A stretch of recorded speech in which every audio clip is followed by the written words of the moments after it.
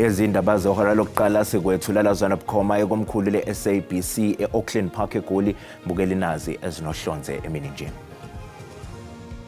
I've not infiltrated IPID.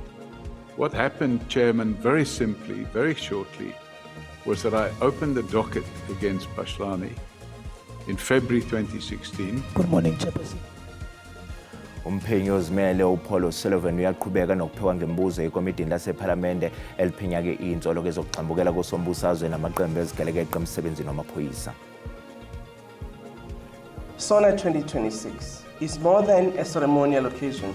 It is a reaffirmation of parliamentary constitutional mandate to hold the executive to account. Konke sekumi ngomumo ngaphambi kwenkulumo kaMengameli weza yethulela ke isizwe kusasa kusihlwa lena ke kuzobe kuyisona ke yesibili ngaphansi kohulumeni wobumbano. Your Worship, the matter is on the roll today for further investigations. Mr. Mabunda is on record for accused number 1 and Mr. Khombe for accused number 2. So investigations are still incomplete.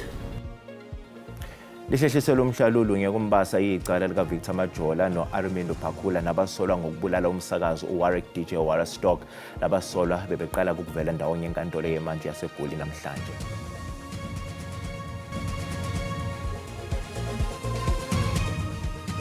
Ukuthula kube kwembukeli ngiyakwamukela izindabeni ke zehora lokuqala ezingunqa phambili kanti futhi ke ezihamba phambili la kwe-SABC 1 Mzansi for sure kanjalo ke na kwe-SABC Lehigh igama lami ngikuDawood Phungula. Mbukeli ake sibheke ezihamba phambili mina nje.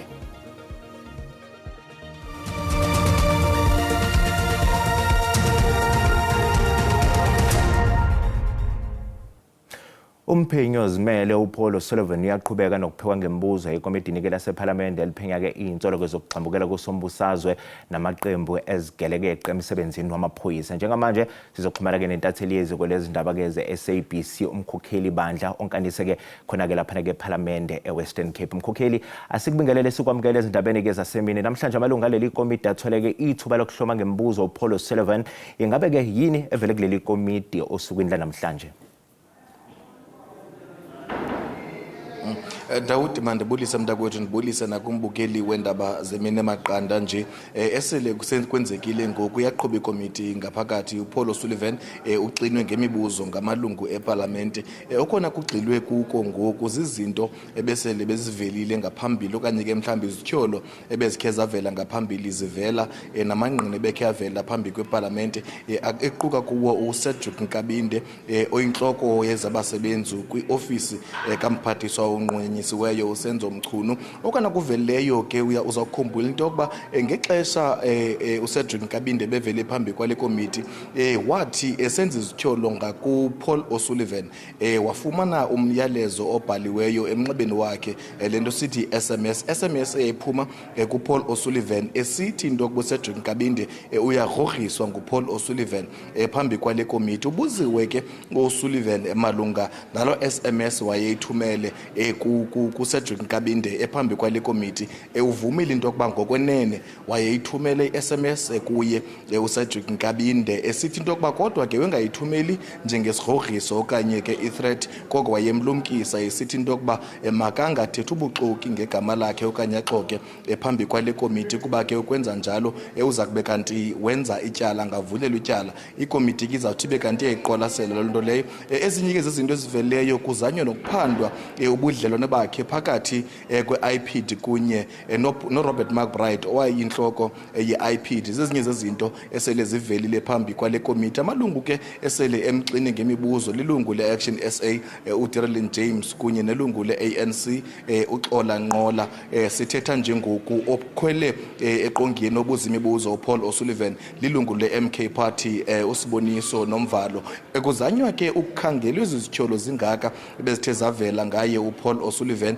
ezanywa ke ukuvavanywa ubunyani nongabikho kunyani kuzo ezinye zezinto ke ezigqamileyo njengobasele velilo Paul O'Sullivan uzakhumbula into yokuba izolo bekhe wathi into yokuba akafuna ukubuzwa ngeziganeko ezikwingxelo efungeleyo yakhe lento sithi affidavit iziganeko ezenzeke phambi konyaka ka1990 kodwa amalungu ale komiti awakhange afune ukwamkela oko besithi into yokuba khongqina eliza kufika apha lixela ikomiti into yokuba yinto ekufuneka libuziwe into ekufuneka lingayibuzwa ayibuzwanga. So iza kuqhuba ke ikomiti namhlanje iza kubheka ngoku ekhefini nje elifutshane mhlambe kangangeyure iphinde ibuye phaa ngentsimbi yesibini kulapho ke izaqhutyekekwa naye uPaul O'Sullivan side sinqandwe phaa ke laa ntsimbi yesixhenxe malanga namhlanje. Kodwa ke thina sizintatheli ze-SABC sakusoko silapha phambi kwale komiti uqinisekisa into yokuba umbukeli weendaba ze-SABC akaphosi nanye kwizinto ezenzekayo. Kwangoku Dawudi mandibuyile kuwe mntakwethu Auckland Park.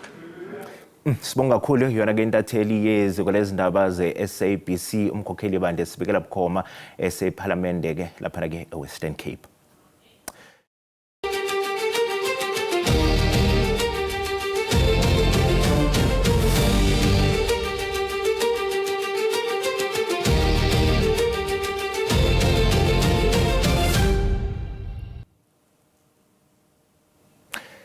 Ikhomishana kaMadlanga namhlanje ilalele izethulo zobufakazi bukaThuso Kifelakayo obambeke njengenhloko yokuphenywa kwamacala ku-IPID okuyiyo engamele ukuphenya ngezenzo zokuziphatha kwamaphoyisa.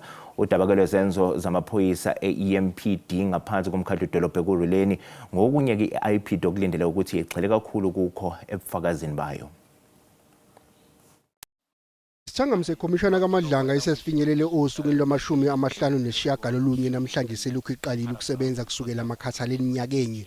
Ingxenye yokuningi kwalokho sekuvelile kuso udaba oluthinta amaphoyisa omkhandlu waseKuruleni i-EMPD. Ibamba lenhloko yokuphenya kwamacala ku-IPID uThuso Kifelakayo akazange akhiphe izibalo eziqondile udabeni lokuthi zingaki izehlakalo zamacala okungaphathelene namaphoyisa aseKuruleni aphenywa yi-IPID njengamanje. Now, as a matter of interest, and based on your answer, would I be correct then to assume that, insofar at least Ekurhuleni is concerned, that there should be some record or records somewhere within IPID on what specifically was discussed at these monthly meetings? Because I understood you to say it's between SAPS, IPID, and MPS, insofar as Ekurhuleni referrals are concerned. Commissioners, there are records, monthly records, and there is within IPID a program or a unit that focuses on the meetings that take place. uKifelakayo utshele ikhomishana nangenselele athe ibhekene ne-IPID okusilela kakhulu imuva ngohlelo lwamacala aphathelene nokuphenya kwamaphoyisa kuzwelonke angaphezu kweyinkulungwane eziyishumi amacala ahlobene namaphoyisa angakathintwa yi-IPID. The trend, Chairperson, is that come the end of the financial year, we would be having 14,000 of the cases that are still active. They still needs investigation. Isithangami sekhomishana siyaqhubeka ePitoli. They are very dangerous. They are carrying.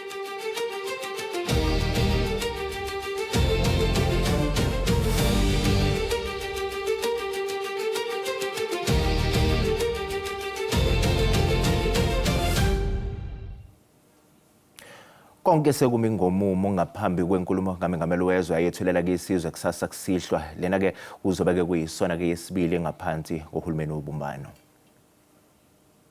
Njengoba kulindele ukuthi uMengameli wezwe Cyril Ramaphosa ethule inkulumo ayibhekise esizweni ngesimo sezwe kusasa namhlanje kube nesithangami nabezindaba eKapa malungana namalungiselelo okusingatha lenkulumo kaMengameli. SONA 2026 is more than a ceremonial occasion. It is a reaffirmation of parliamentary constitutional mandate to hold the executive to account, to legislate in the public interest, to facilitate meaningful public participation, and to serve as a platform for national dialogue. Usomlomo uveze nokuthi lenkulumo izosakazwa bukhoma kuzo zonke iziteshi zethelevishini. The State of the Nation address would also be broadcast live on Parliament TV, radio platforms, parliamentary digital and social media platforms, and live stream to ensure wide public access across the country. Udidiza ubuye wabalula nokuthi SONA izolandelwa inkulumo mpikiswano yezinsuku ezimbili kusukela ngomhla zi-17 kwephezulu. Following the address, Parliament will host a 2-day joint debate by members of both houses from the 17th to the 18th of February. And the President's reply to the debate will be on the 19th February, which will conclude this phase of SONA program. Kule nkulumo kaMengameli esibili ngaphansi kohulumeni wobumbano. Lihlehlisela umhlalulu ngekumbasa icala lika Victor Majola no Armindo Phakula nabasolwa ke ngokubulala umsakazo uWarwick DJ Warastock. For further investigations. Ukuvela ndawonye ke enkantolo ke manje yaseGoli namhlanje kanti ke namhlanje leli cala liphinde lahlehliswa ukuze kuqhubeke uphenyo. Abashushisi bathi kusahlaziywa ke imfanekiso ye-CCTV kanye nokuxhumana ngomakhala ekhukhwini kwabasolwa. uMajola usola ke ngokucija itulo lokubulala uDJ Waras kanti kuPhakula yena usola ngokuba ke ushaya sibhamu kulesi sigameko. Ngomsombuluko inkantolo izwe ukuthi uPhakula uhlela ke ukulivuma icala. Bobabili ke labasolwa bazoqhubeka nokugcinwa esitokisini. Inkantolo yemantshi yasePalm Ridge ihlehlisele umhlazi i-14 kumbasa nonyaka icala lenkohlakalo elibhekene nomengameli weSAFA uDanny Jordan kanye nasolwa nabo.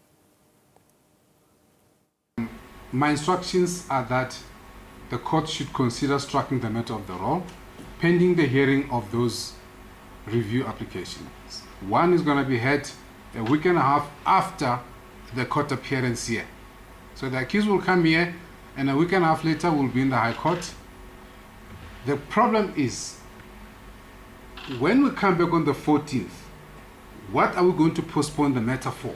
Abamele ecaleni elibhekene nabasolo kubalwa kubo umengameli wenhlangano yebhola likanobhujuza kuleli SAFA uDanny Jordan kubo Hroni Hluyo uTrevor Nettling babalule izathu zokuthi inkantolo ingabi saqhubeka nalo leli cala.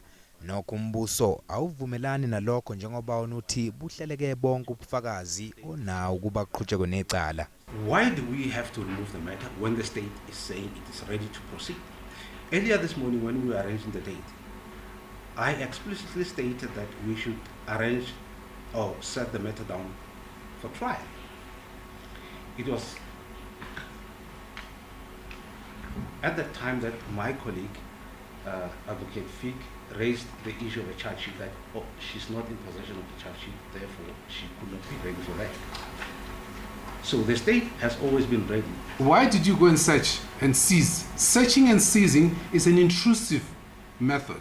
You could have requested for what you wanted, that could have been delivered. Leli cala libe sehlehliselwa umhlazi 14 kumbasa. Mbogele sathiqo edolo kanti uMasibuya sizokuphathela uWT.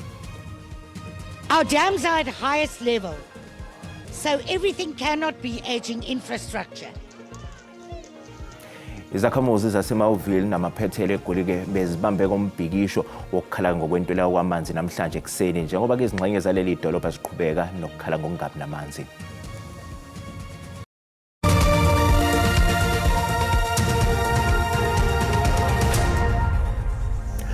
Bukela sikubingelele sikwamukela uma ngabe usanda ngena sikukhumbuza ukuthi ke lezi ndaba ziyatholakala ke ku YouTube na ku SABC Plus ungana kuzo ukuzicinge ngamagama athi SABC izindaba na kanjani uzozithola ngomjalo bazo.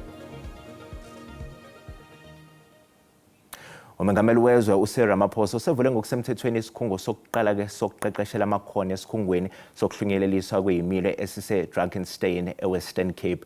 Lesi sikhungo ke kwakuyijele iVictor Verster phambilini nokuyilapho ke okwaphumela kulo kwabe engumengameli wezwe uNelson Mandela mhla ekhululwe ejele. Umengameli Ramaphosa ukuthi ke inselele ebhekene kakhulu nabekade ke beyizibosha ukungaqashwa kwabo ke kalula ngenxa yerecord elibe emagameni abo. Ex-offenders face many challenges when they exit prison, particularly from the stigma of having been behind bars. Many lack basic assistance to have stability in their lives, to have financial stability and social stability as well. Because they have a criminal record, it is difficult, if not impossible, to find work.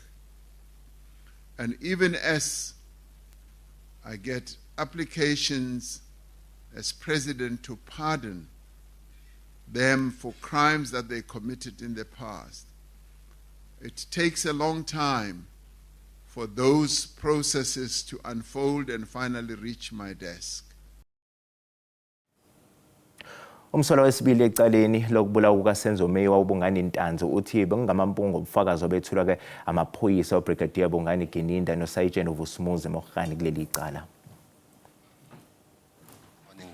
uNtanzi usamile kwelokuthi ubufakazi obethulwa amaphoyisa amabili okungumabhena noMogane bungamampunge odwa noma kunjalo inkantolo exele kakhulu osukwini longumhlazi yi-19 kuNhlangulana ka-2020. Angithi inkosi enkantolo umabhena uplastic ufake ekhanda uyawubamba lapha ngithi uplastic uyashisa ngaphathi ngizama ukulwa nayo bangibambile lapha ezandleni ngoba uma ufaka uplastic ekhanda umoya ungena inkosi enkantolo. Describe the plastic bag that was used by Mogane, Mabhena at that locality. Ngicela ke usho uchaze uplastic lo owasetshenziswa uyena uMabhena kule yandawo. Uplastic ngangishupha ngawo nalo wase-Truent. uNtanzi uthi akakaza kuquka ekutheni akahlangene nokubulawa kukaSenzo Meyiwa kodwa amaphoyisa ayinethemba lokuthi kukhona azokusho njengoba ethi babelokhu bezama ukumphoqa ukuthi avume icala. Mangifika phambi kwakhe nje angitshela ukuthi azoyicela kuyena ukuthi ufuna ngimtshele iqiniso. Athi kimi uyiphoyisa elikhulu mina bese ngibuza athi liphi iqiniso ngizokutshela lo. Ngoba into engayibonayo kuye emehlele bhala ngoba khona into ayebhala wayephethe ne-ID yami kuye esandleni phezu kwamaphepha. Yebo bese ngitshela inkosi enkantolo ngibuza ukuthi ubani owabulala uSenzo. Ngithi mina ngazi ukuthi umuntu ubani owabulala uSenzo azange ngibulala uSenzo futhi ayikho into engihlanganisa nokufa kaSenzo. Icala liyaqhubeka. Izakhamuzi zaseMelville namaphethelo egoli bebambe kumbhikisho wokukhala ngokwentuleka kwamanzi namhlanje kuseni njengoba ke izingxenye zaleli dolobha ziqhubeka nokukhala ke ngokungabi namanzi.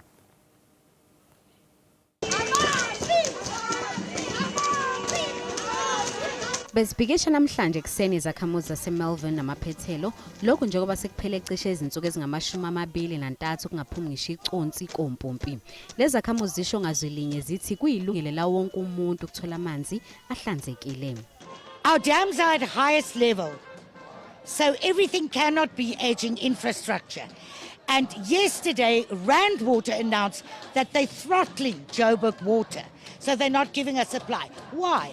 This time, it's personal for me.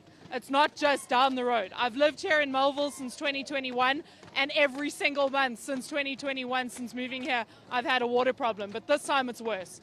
Kusenjalo imeya seGoli uDada Mrero ubambe isithangami nabezindaba lapha eveza ukuthi bazoxoxisana nonjiniyela abajutshe kulomsebenzi okulungisa inqalazinda yamanzi ukuthola ukuthi ingabe yiziphi ingqinamba ezidala ukubambezeleka kwalomsebenzi.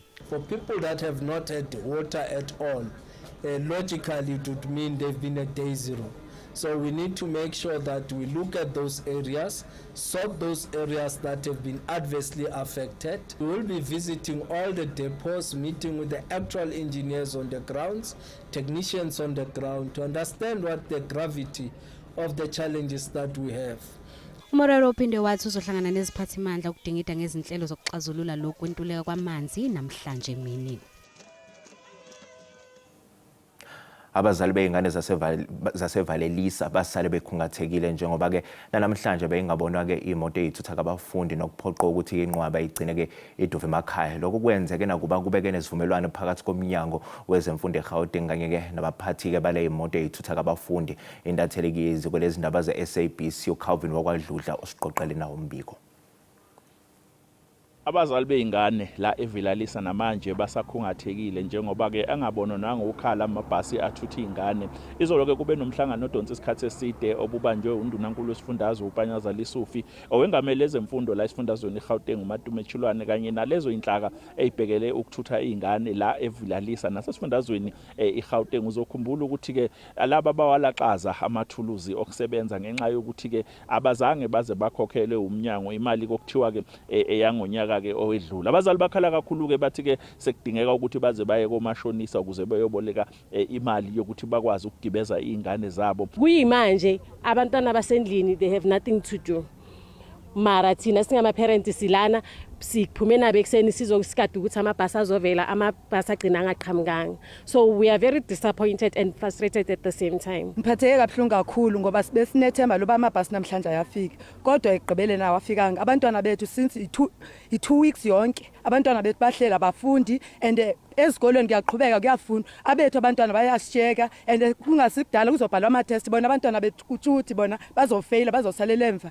Ngibhlungu kakhulu ngaleyo nto leyenzekayo. Aniphathekanga kahle njengangoba abantwana bahlele ezindlini ayikho into abayenzayo. So sibhlungu singabazali. Ugovernment ingathi angakhaleza aphendule.